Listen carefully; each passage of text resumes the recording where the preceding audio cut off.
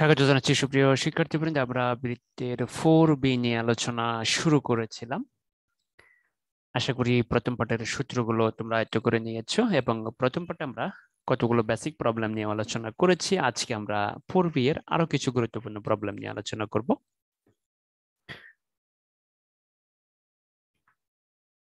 বৃত্ত তোমাদের জন্য খুবই গুরুত্বপূর্ণ। বৃত্ত থেকে তোমরা একটা পূর্ণাঙ্গ প্রশ্ন পাবে এবং মাত্র 2টি পরিচ্ছেদ, যেখানে সরল রেখায় এতগুলো পরিচ্ছেদ থেকে একটি পূর্ণাঙ্গ প্রশ্ন আসবে।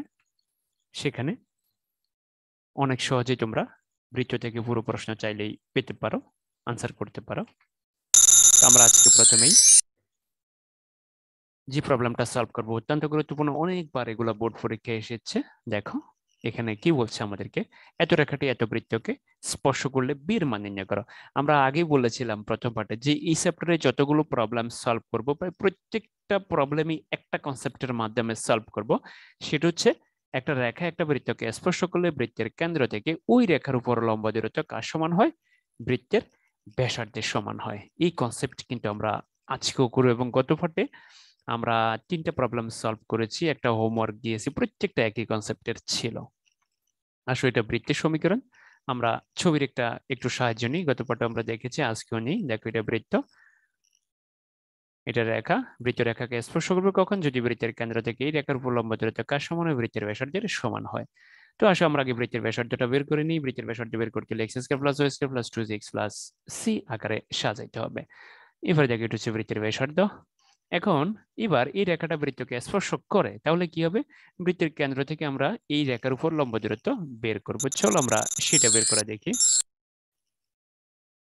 তাহলে রেখাটা যেহেতু বৃত্তকে স্পর্শ করে, তাহলে বৃত্তের কেন্দ্র থেকে এই রেখার উপর লম্ব দূরত্ব কার সমান হবে? বৃত্তের ব্যাসার্ধের সমান হবে। তার মানে কি বৃত্তের কেন্দ্র এত থেকে এত রেখার উপর লম্ব দূরত্ব বৃত্তের ব্যাসার্ধের সমান। তাহলে আবার রেখাটি বৃত্তকে স্পর্শ করে, তাই এত কার সমান হবে? বৃত্তের ব্যাসার্ধের সমান হবে। তো এটা কি? এটা হচ্ছে লম্ব দূরত্ব। কার থেকে লম্ব দূরত্ব?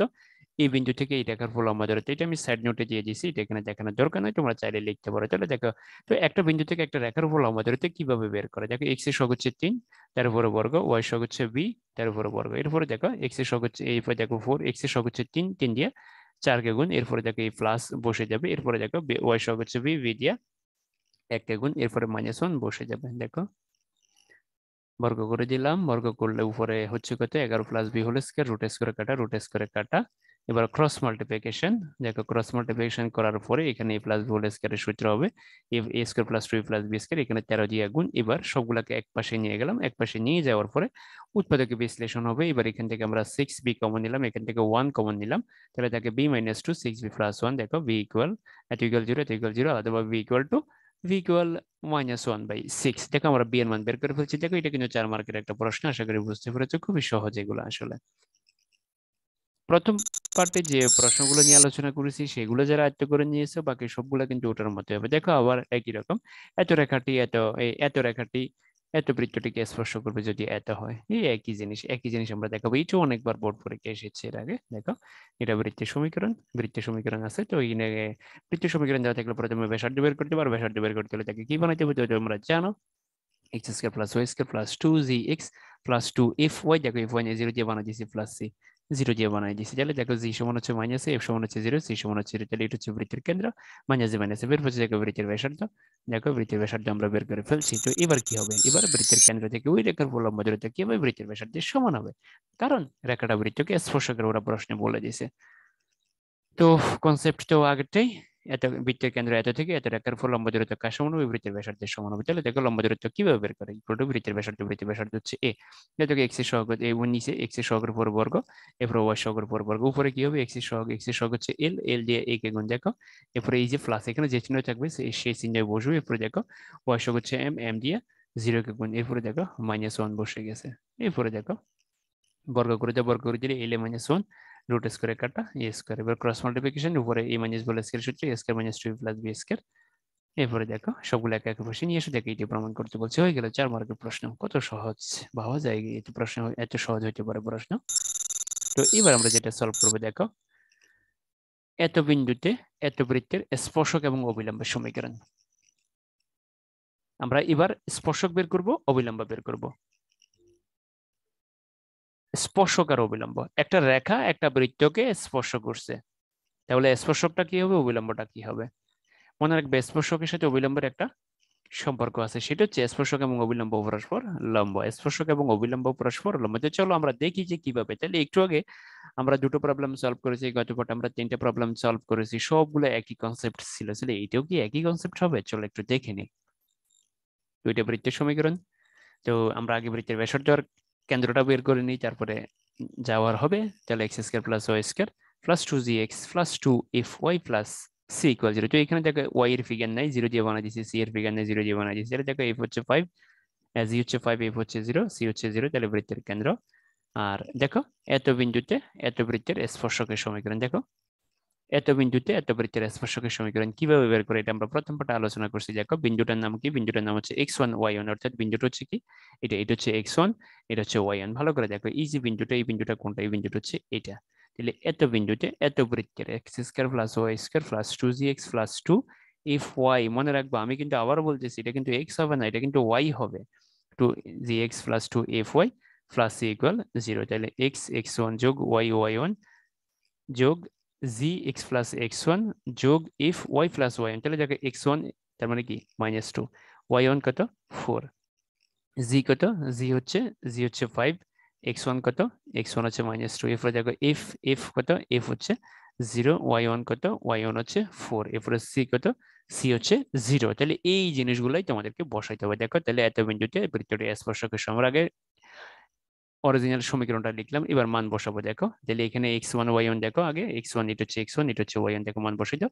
দেখো x1 যোগ y1, এরপরে যোগ জি, জি কত, জি হচ্ছে 5, তাহলে জি x প্লাস x1, দেখো জি x মাইনাস 2, জি হচ্ছে কত -5। এরপরে দেখো এফ, এফ হচ্ছে কত 0, দেখো এই 0, y প্লাস y1, এরপরে প্লাস 0, সি মানে সি ইকুয়াল টু 0। এবার ক্যালকুলেশন করো, ক্যালকুলেশন করলে দেখো কত হচ্ছে -2x প্লাস 4y, এখানে হচ্ছে কত, এখানে হচ্ছে 5x মাইনাস 10, এটা 0, এটা 0। তার মানে ফাইনালি কি থাকে, 3x plus 4y minus 10 equal to 0। তাহলে দেখো আমরা স্পর্শক বের করে ফেলেছি। তাহলে অবিলম্ব কি হবে এবার?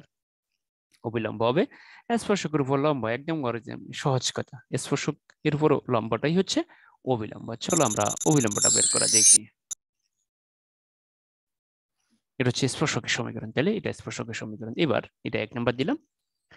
আমরা ছবির একটু সাহায্য নিই, তাহলে বুঝতে পারবো বিষয়টা আরো ভালোভাবে। দেখো এটা বৃত্ত, এটা স্পর্শক, আর এটাই হচ্ছে অবিলম্ব। স্পর্শকের উপর অঙ্কিত লম্বই হচ্ছে অবিলম্ব, এই রেখাটি অঙ্কিত লম্ব। তাহলে এই রেখাটাই হচ্ছে আমাদের কাঙ্ক্ষিত রেখা, আমরা এটা বের করবো। তাহলে দেখো একে লম্ব রেখার সমীকরণ, এবং এটা কোন বিন্দু দিয়ে যায়? এটা -5,0 বিন্দু দিয়ে, অর্থাৎ এই যে অবিলম্বটা কোন বিন্দু দিয়ে যায়? অবিলম্বটা বৃত্তের কেন্দ্র দিয়ে যায়। একে লম্ব রেখার সমীকরণ। তো তোমরা জানো লম্ব রেখা কিভাবে বের করে, এক্স এর সহগ ওয়াই সাথে, ওয়াই সহগ এক্স এর সাথে, প্লাসের জায়গায় মাইনাস, আর ধ্রুবকের জায়গায় কি। তো আমি এখানে প্লাস কে দিয়েছি না, তোমরা চাইলে মাইনাস কেও দিতে পারো, কোনো সমস্যা নাই। এটা নাম দিলাম 2 নম্বর সমীকরণ। দেখেন এই রেখাটা কোন বিন্দু দিয়ে যায়? এই রেখাটা আমাদের বৃত্তের কেন্দ্র দিয়ে যায়, যাহা -5,0 বিন্দু কমে। তাহলে এক্স এর জায়গায় -5 বসাও, ওয়াই জায়গায় 0 বসাও। দেখো এক্স এর জায়গায় -5 বসে দিলাম, ওয়াই জায়গায় 0 বসে দিলাম। বসানোর পরে দেখো কে ইকুয়াল হচ্ছে -20। এবার কে এর মানটা 2 নম্বরে বসিয়ে দাও। 2 না, এটা হবে আমাদের, এটা নম্বরটা আমি চেঞ্জ করে দিচ্ছি, নম্বরটা চেঞ্জ। এর মান 2 নম্বরে বসিয়ে দাও, বসিয়ে দিলে কত হবে? এর মান -20 বসাই দিলাম। দেখো হয়ে গেল, এটি আমাদের অবিলম্বের সমীকরণ। তাহলে আমরা দেখো স্পর্শক এবং অবিলম্ব বের করা দেখলাম আজকে। তাহলে স্পর্শকের সাথে অবিলম্বের কি সম্পর্কটা, এটা মনে রাখতে হবে। স্পর্শক এবং অবিলম্ব পরস্পর লম্ব, এবং অবিলম্ব সবসময় বৃত্তের কেন্দ্র দিয়ে যাবে। এই কনসেপ্ট মাথায় থাকলেই চলবে।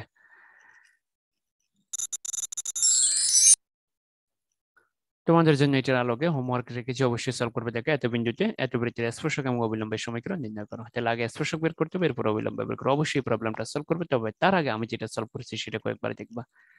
চলো এবার আমরা যেটা সলভ করব। এত কেন্দ্র বিশিষ্ট একটা বৃত্ত মূল বিন্দু দিয়ে যায়। তাহলে একটা বৃত্তের কেন্দ্র হচ্ছে এটা, এবং বৃত্তটা মূল বিন্দু দিয়ে যায়। আমাদেরকে বৃত্তের সমীকরণ বের করতে হবে, এবং আমাদেরকে দেখাতে হবে যে মূল বিন্দুতে বৃত্তের স্পর্শক হচ্ছে এটা। মূল বিন্দুতে এটা হচ্ছে কার স্পর্শক? বৃত্তের শুধুমাত্র স্পর্শক, এখানে অবিলম্ব বের করা লাগবে না।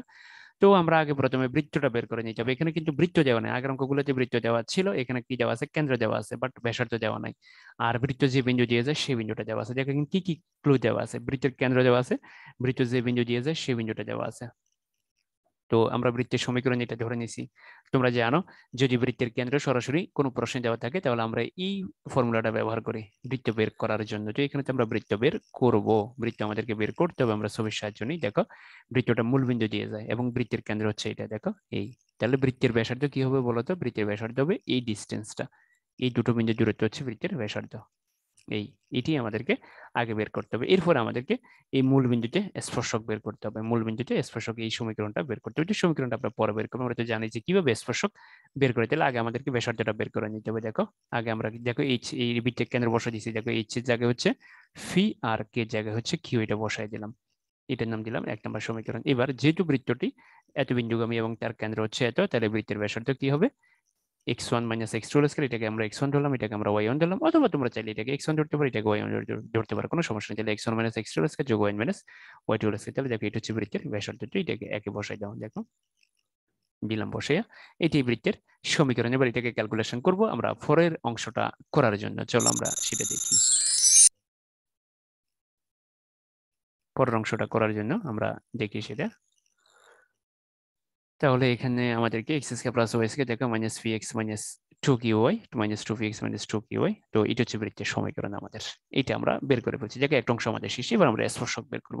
তো স্পর্শক বের করতে হলে তোমরা তো জানো কি করতে হবে। দেখো স্পর্শকের সমীকরণ হচ্ছে এটা, দেখো এত বিন্দুতে এত বৃত্তের স্পর্শকের সমীকরণ হচ্ছে x1 প্লাস y1 যোগ 2z x প্লাস x1 যোগ f f y plus y1। মনে রাখবে এখানে কিন্তু y হবে, আমি আবারও বলতেছি এখানে y হবে, এখানে y হবে। তাহলে দেখো জাতীয় বিন্দুতে স্পর্শকের সমীকরণ আমি লিখলাম। তাহলে দেখো প্রথমে x1, তো x1 x, এটা হচ্ছে x1, এটা হচ্ছে y1 মনে রাখবা। তাহলে x1 যোগ y1 যোগ জি, জি এর মান তো মনে হয় মাইনাস, এই কারণে এখানে মাইনাস আসছে। জি এর মান কত ছিল? দেখো জি এর মান হচ্ছে মাইনাস পি, আমরা জি এর মানটা এখানে আলাদা করে আর বের করি নাই। জি এর মান হচ্ছে মাইনাস পি আর এফ এর মান হচ্ছে মাইনাস কিউ। দেখো এই ইকুয়াল টু 0। দেখো এটা হচ্ছে x1 হচ্ছে 0, y1 হচ্ছে 0। আর মনে রাখবা জি বের হবে এখান থেকে, কিউ এফ বের হবে এখান থেকে প্লাস 2gx, তাহলে এই মাইনাসটা পি এর সাথে আসবে প্লাস 2fy, তাহলে এই মাইনাসটা কিউ এর সাথে আসবে। এই কারণে দেখো জি এর জায়গায় মাইনাস পি হয়েছে আর কি এফ এর জায়গায় কি হয়েছে? মাইনাস কিউ হয়েছে। তাহলে দেখো equal to fee x plus বা কি হয়, ফি এক্স প্লাস কিউ হয় ইকুয়াল টু 0। তাহলে দেখো এটা আমাদেরকে বাইর করতে বলছে যে মূল বিন্দুতে, দেখো এটা হচ্ছে মূল বিন্দুতে স্পর্শক সমীকরণ হচ্ছে এটা। এটা আমাদের কাঙ্ক্ষিত রেজাল্ট। ধন্যবাদ সবাইকে সুপ্রিয় শিক্ষার্থীবৃন্দ। আগামী পর্বে আমরা নতুন কিছু প্রবলেম নিয়ে হাজির হবে, তবে সে পর্যন্ত তোমরা এগুলো প্র্যাকটিস করো। ধন্যবাদ সবাইকে।